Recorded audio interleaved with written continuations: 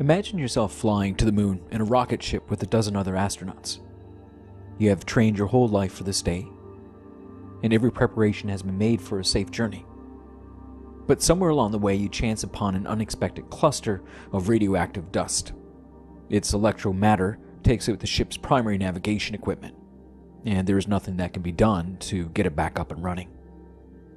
No space traveler before you ever faced such a predicament, but there you are with the world's greatest minds troubleshooting an impossible situation.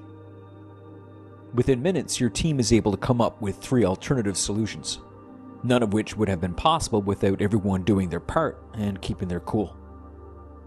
Between the jigs and the reels, you guys pull it together. On your way back to Earth, you try to pinpoint the actual principle that allowed you and the team to stay the course. It was foresight. It was foresight that allowed you and your team to successfully engage in an unforeseen circumstance. Even though there was nothing in your textbook to address such an incident, the group was able to hypothesize based on semi-related scenarios in order to come up with a feasible solution. All your past training provided the basis for your correct estimation and judgment. But foresight was the core element that enabled the greatest minds to work together for one common purpose. For foresight, says the philosopher, implies a certain sort of relation to something distant, which things that occur in the present have to be ordered toward.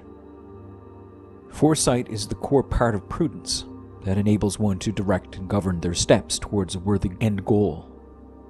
With proper foresight, we are able to deal better with unpredictable encounters along the way, and alter our behavior and concentration in the present time so as to adapt our priorities and apply the necessary virtue towards a greater good.